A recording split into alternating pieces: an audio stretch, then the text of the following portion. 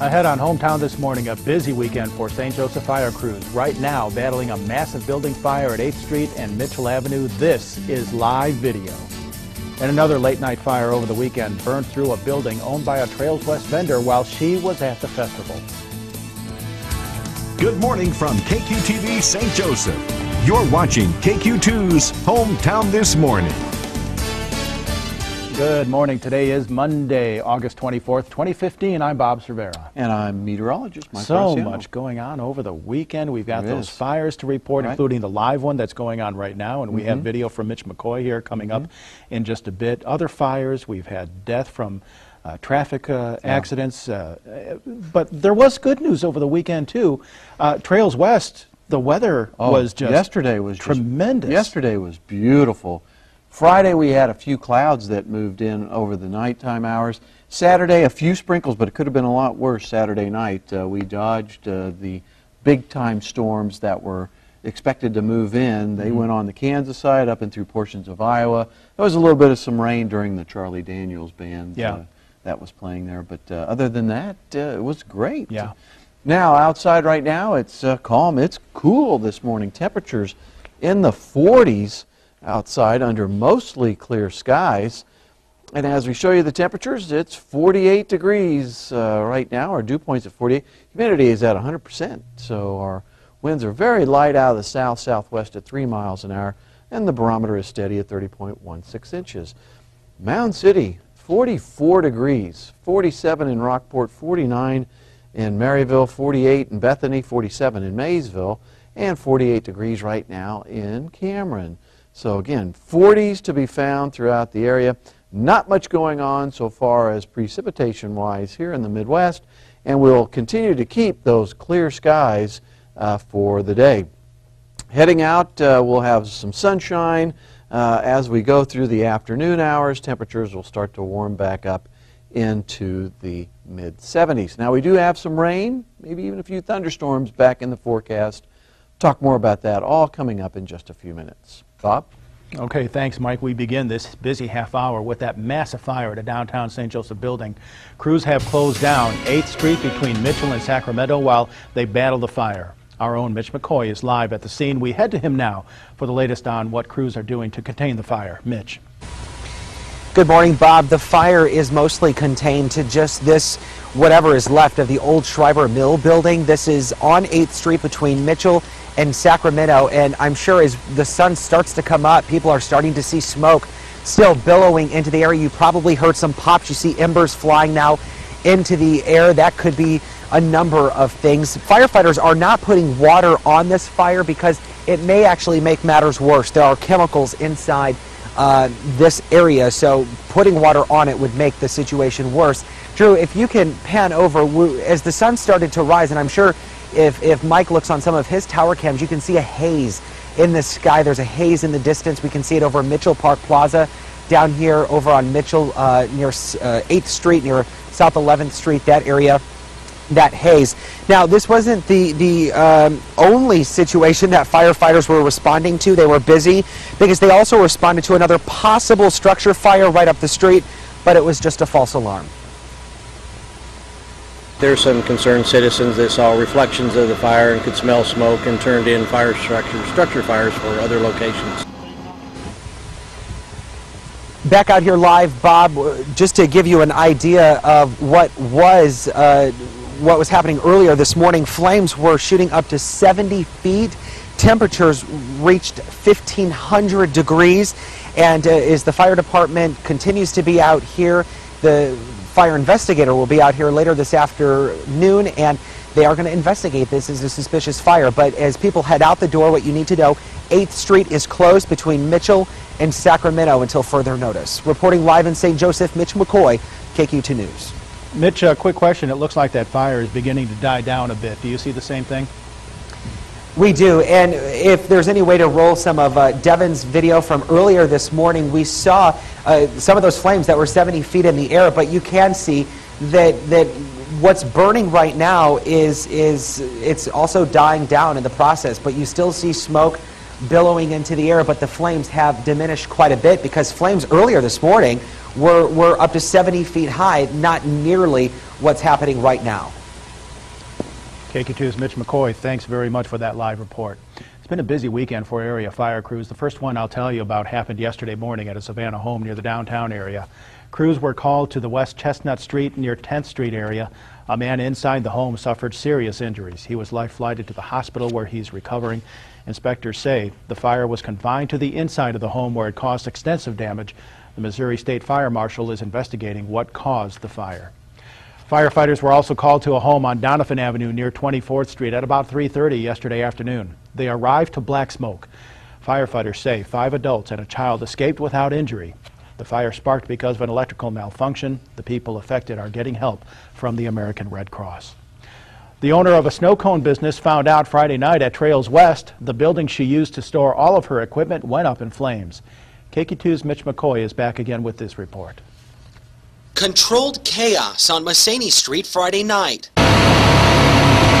Firefighters responding to a call that a building was on fire. Crews quickly found themselves in heavy smoke that was billowing out of the building. They started tearing away part of the outside of the building in the back and noticed that the fire was on the inside. Stacy Franklin owns the building and runs Keeping It Cool, which makes snow cones. She was at Trails West Friday when a friend called, telling her that her business was on fire. Everything is in there, all my equipment, my office, my paperwork, my stock for my little shack. I lost pretty much everything. The fire was reported just after 10 p.m. near South 26th Street. There was a fire in the attic, the space above the ceiling. Steve Hendrickson, an inspector at the St. Joseph Fire Department, says the fire was most likely sparked because of an electrical issue. Franklin says people have been stopping by her booth on Saturday offering support. We've had a lot of people offering help to clean up. A lot of community people coming around saying anything we need, they'll help us. It's been really nice. I'm such a small business here, but everybody's been so nice about it. Now crews were called to a separate fire right down the street after arriving on scene of Keeping It Cool. Authorities say someone was trying to steal an air conditioner from the roof of a pawn shop when an electrical fire started. An inspector says the fires are not connected. KQ2's Mitch McCoy. Franklin says some things inside her building might be salvageable, but the building is a complete loss. St. Joseph Road is back open after a deadly crash yesterday. Police confirmed 21-year-old Killian Clay, a St. Joseph firefighter's son, was killed when the motorcycle he was driving hit a car near the South Belt Highway and Pear Street intersection in St. Joseph. Clay died after he was thrown off the bike. Matthew O'Banion lived with Clay in Easton and says he was a good worker and loved riding his bike. I didn't know what else to do. Lost a best friend. St. Joseph police say this is the first fatal motorcycle accident this summer in the city. Another crash that happened early yesterday morning sent a woman to the hospital. St. Joseph police responded to South 11th Street near Southwest Parkway at about 1:30. A woman crashed the car into a tree. Police found the car on its side and the woman trapped. She was taken to the hospital and was being held for suspicion of DUI. A 19-year-old is charged with assault and is scheduled to be sentenced later today. Michael Hill stabbed a 22-year-old man multiple times in North St. Joseph back in May. The man survived the stabbing. Hill is already on probation for a drug charge. His sentencing is later this afternoon. Trails West came to an end last night with a community church service and its headlining act, Christian rock band Sanctus Real. The service included 3 pastors from local churches along with Mid-City Excellence praise dancers. Trails West officials say the theme for this year's festival was Heart for the City, which is what everyone showed during the weekend event. It's all about bringing the community together for art, but then also for heart for the community as well. He says, well. Booking for next year's headlining acts will happen in the next couple of weeks. Trails West committee members will begin meeting in January. It's a year-long process for the annual festival to be a success. Vice President Joe Biden could be serious about running for president. Up next, he has a closed-door meeting with some Democratic Party heavyweights. 6:10 in the morning. Mike, how warm can we expect the weather outside to get today? Well, I'll tell you what, Bob, it's going to be a beautiful day as temperatures are going to be warming up into the upper 70s. We'll talk more about that coming up in just a few minutes. Still to come in sports, one St. Joseph man is out to educate young men on the dangers of testicular cancer, all while playing a little baseball. We'll hear his story of inspiration next in sports.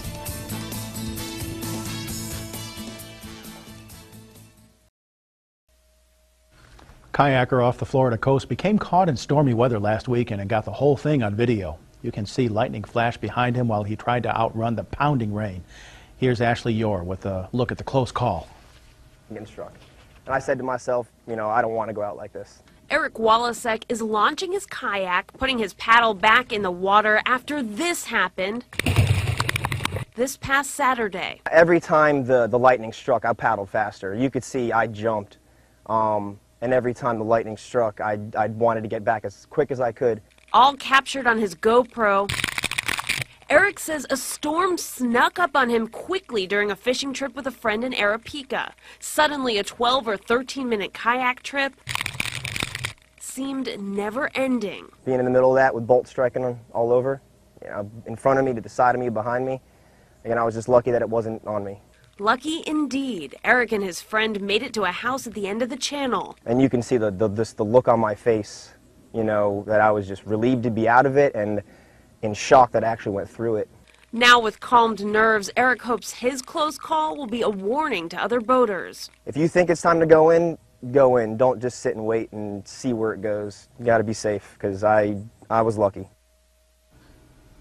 Wow. Last place you want to be when lightning's going on is on the water like that. That's right. Well, he made good sense, though, yeah. What he said at the end there. It looks bad, don't wait. Exactly. Yeah, he was rushing to get out of there, too. That he was. I don't think we'll have any problems today, Bob, with any kind of weather. It's going to be a great day today. As we take a look outside right now, the sun is starting to rise right now, and temperatures are still on the cool side. Now, the bus stop forecast, if the kids are heading out, they probably want to take that jacket, because it is going to be a little bit cool as we start off, and then as we go towards the afternoon and picking them up out there, warm up into the 70s. Again, outside right now, temperature-wise, we've raised up 1 degree to 49. Our dew point's at 48. Humidity at 97%. The winds are calm, and the barometric pressure's at 30.15 inches and steady. The entire United States looking pretty good. We've had a pretty strong cold front that moved through on Saturday, and as that front moved through, we saw some showers and thunderstorms develop over in the portions of Iowa as well as into Kansas. We saw a little bit of some rain here in St. Joseph Saturday night. Then after that, we've really enjoyed a beautiful Sunday, and I think that will continue for today too. Temperatures are right now in the mid-40s. North Platte's at 45. Although out in Goodland, it's a little bit warmer at 58, 52 down in Dodge City, 56 in Wichita. A little closer look, temperature-wise, 44 Mound City, 50 in Hiawatha, 51 right now, Fall City. Over just to the east, Cameron's checking in at 48, 50 in Chillicothe, Trenton at 50, and Bethany right now, 48 degrees. So you can still see those 40s, but I think once the sun starts to rise, we'll start to see those temperatures warming right back up. Again, precipitation, not much going on into the entire United States. And as we show you over the next few hours, we're looking at the entire four-state area. I think we're going to just remain dry, and this will be nice for a while. Kind of give us some cooler temperatures over the next few days, but we will be watching a little disturbance that's going to be giving us a chance for some precipitation as we go into the end of the week. Again, upper 70s today, tonight back down into the 50s, tomorrow a little bit closer to that 80-degree mark, and again, it's going to be a nice few days. 78 today, tonight 54, tomorrow 80 under mostly sunny skies. Here's the extended forecast, and you can see that chance for rain Thursday actually, Bob, sorry, Thursday into Friday. With temperatures warming up, and then over the weekend, high temperatures will be in the mid to upper 80s. You know, this weekend was very busy down at Trails West. Friday night we had a few clouds that moved in. Saturday we were really watching those storms, hoping that they would split apart, and they did. And then Sunday was just the best, just a nice northwest wind. Very, very nice weekend on Sunday. Yeah, boy, you couldn't. Well, you could ask for better weather, but you really don't need to. We got really lucky Saturday night. Especially Saturday night. Yeah, just a little rain. Okay, all right. Thanks, Mike. Vice President Joe Biden delivered a surprise in the race for president, and he's not even a candidate yet. And Donald Trump faces tough questions. ABC's Devin Dwyer is in Washington with more from this weekend's big developments. A surprise sit-down, a fresh political memo. New signs Vice President Joe Biden is nearing a decision on a run for president. Over the weekend, Biden met with Democratic heavyweight Massachusetts Senator Elizabeth Warren. A last-minute huddle fueling speculation he was appealing for her support. On ABC's This Week with George Stephanopoulos, current candidate Martin O'Malley says the more the merrier. He's a very, very good and decent man. It would be nice to have at least one more lifelong Democrat in the race. And then there's this. ABC News has obtained a memo from a grassroots group of Biden supporters. Draft Biden doesn't ask for money, but instead urges Democrats to keep an open mind about a Biden candidacy. Today, Clinton's supporter and one-time candidate for President Bill Richardson bet against a Biden run. I don't think he gets in. I think the personal situation he's going through and the fact that Hillary Clinton is way ahead. I don't think he gets in. Republican frontrunner Donald Trump also weighed in on the vice president. Would he be a tougher opponent than Hillary? I don't think so. I think they're the same. Polls continue to show Trump dominating his GOP rivals, using issues like illegal immigration to electrify supporters. So far, Trump hasn't detailed his ambitious plans. How are you going to round them all up? Where are you going to get the money? Where are you going to get the forces? Exactly how are you going to do it? What are the specifics here? It's called management. The first thing we have to do is secure the border, but it's called management. Do you expect neighbors to start turning in neighbors? I don't know what's going to happen. A summer of intrigue and uncertainty on both sides of the political aisle. Devin Dwyer, ABC News, Washington. Closer to home, KQ2 News is your election headquarters, and we're talking with the man who's officially announced he's running for Buchanan County Sheriff. Pat Grove made the announcement Saturday. As you may recall, Grove also ran in 2012. He's a former Kansas City police commander and sergeant for St. Joseph Police Department. He says he's putting his name in the hat because he thinks he has everything it takes to make the community a better place. Possibly a redeployment of manpower so I can get more officers, deputies out on the road. I'd also like to see the education within the department expanded more. Grove has 37 years of law enforcement experience, including in St. Joe. The primary election is August.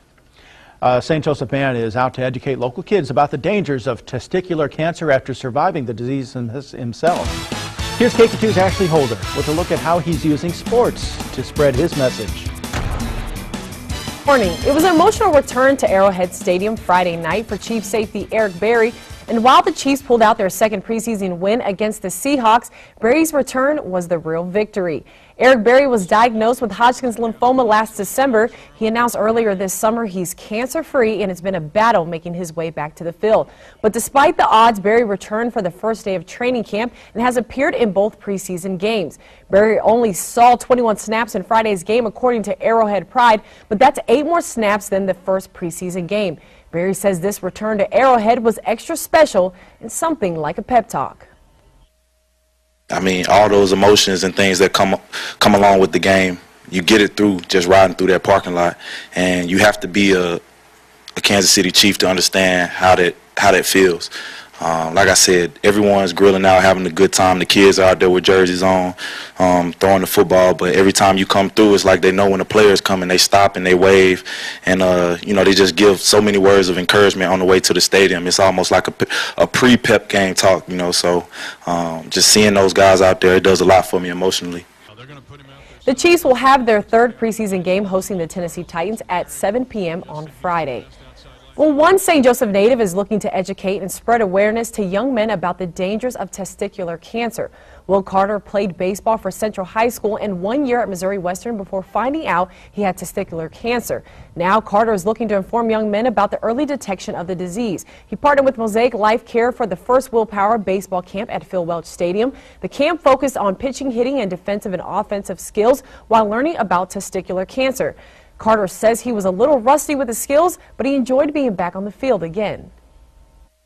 It's been a year since I've put a glove on, so I was a little nervous at first. I'd forgotten how to do it, but, you know, it really took back to some good times, you know, just being here with your buddies and having an opportunity to enjoy a game that's so great and, you know, America's pastime. You really can't ask for much more. So it was an awesome opportunity, and I couldn't have more appreciation for the people who put this together. Some Mustangs players and Carter's former high school teammates came out to support and help with the camp. Carter says he hopes this event will continue for years to come. Well, that's your morning sports. I'm Ashley Holder. Thanks, Ashley. New Direction is set to release new music, a look at their first music video since a member left the band, when we return. First, here's another live look out at that building fire that's closed at 8th Street between Mitchell and Sacramento. Our Mitch McCoy is live at the scene. He has the latest coming up at 6:30. It's 6:23. We'll be back with more Hometown This Morning.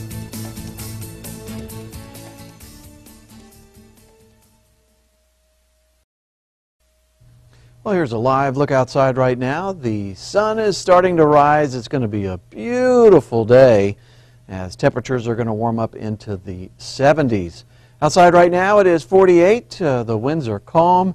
Barometric pressure is at 30.15 inches. Today I think that we will warm up into the upper 70s. A great next few days, but showers and thunderstorms come back into the forecast. We'll talk about that in a few minutes. Bob? All right, a lot of foggy windows with that 48-degree temperature and humidity at 100%. Okay, thanks, Mike. One Direction is releasing a new music video and a look at who came out on top this weekend at the box office. For all that and more, the latest on what's happening in show business, here's ABC's Jason Nathanson with this morning's Showbiz Wrap. One Direction is back in a four-man formation. The British boy band has released its first music video since Zayn Malik went his own way in March. Made at NASA's Johnson Space Center in Houston, it features their latest single, Drag Me Down, and shows band members as astronauts in training. The video is blasted off on its own, racking up over 1 million views on One Direction's official website. Make some noise for Kobe Bryant. It was the Lady and the Laker as Taylor Swift accepted a championship banner from Kobe Bryant at the Staples Center. The singer's unprecedented run of 5 sold-out shows there through Wednesday gives her the arena's all-time record for sold-out performances with a total of 16. Megan Fox has a new role as a single mother. The star of the Transformers films has filed divorce papers after word last week that she and husband Brian Austin Green were splitting after 5 years of marriage. Fox cited irreconcilable differences. The couple has 2 sons together. Finally, Straight Outta Compton dominated the movie box office for a second straight weekend with an estimated $26.8 million in ticket sales. Mission Impossible Rogue Nation held on to the number 2 spot in its 4th weekend of release with an estimated $11.7 million. The low-budget horror sequel Sinister 2 debuted in 3rd place. And that's what's happening in Hollywood. I'm Jason Nathanson, ABC News, Los Angeles. Mission Impossible sure has staying power at the in the box office. I'd like to see that movie. Yeah, I think I do the too. Mission Impossible movies. Those are good Pretty series. If you're celebrating a birthday today, you're also sharing it with Reggie Miller, who's now 50 years old. A legendary NBA three-point shooter played his entire 18 career with the Indiana Pacers. And Cal Ripken Jr. is 55. The Hall of Famer played his entire 21-year career with the Baltimore Orioles. And he earned the nickname Iron Man after setting a Major League record most consecutive games played with 2,632. Okay, how about some local birthdays now? Libby wishes a happy birthday to David Noah Jr. And Corbin Hendricks is turning 11. Your Grandpa Paul and Grandma Tammy wish you a happy birthday. Okay, a belated birthday wish now. Happy 31st birthday to Joe Robinson, who turned 31 over the weekend. And finally, Velma... Wait. That's a typo, isn't it? Velma Guest, no, of King City. Really? Turned 101 years old yesterday. Oh, awesome. Wow, Gina and your family love you very much. Wow, so Velma. That's 101 amazing. From King City yesterday. Okay, you go, girl. Wow. Happy birthday to everybody who's having a birthday today. I'm Nielson at KQ2.com. If you want to get on our birthday board, and gosh darn it, we take anniversaries as well. Love to have you along. KQ2 and StJoeChannel.com are giving you a chance to win free pizza. All you have to do is sign up to win with the Papa Murphy's Pizza Birthday Contest, and it's simple to enter. So why don't you? Mike, have you entered? I don't think I can. Oh, you can't? I can't. All right, well, here's what you do. If you can enter, you go to StJoeChannel.com, click on the contest tab, fill out the form with your birthday information, and submit it for your chance to win a free large pizza from Papa Murphy's. We'll announce one winner every Friday. Oh, Friday. Right here on Hometown This Morning. All right, and before we go to break, let's head to Mitch again. He's live at the scene of that abandoned building fire that's closed parts of 8th Street. Mitch. Good morning, Bob. You can still see flames here at the old Schreiber Mill building. You see black smoke billowing into the air as people wake up. I'm sure you're seeing smoke wherever you're coming from. People seeing it from Cameron, people seeing it from Elwood. We'll have an update on this fire. And this wasn't the only situation firefighters responded to overnight. An update coming up when Hometown This Morning returns. Stay with us.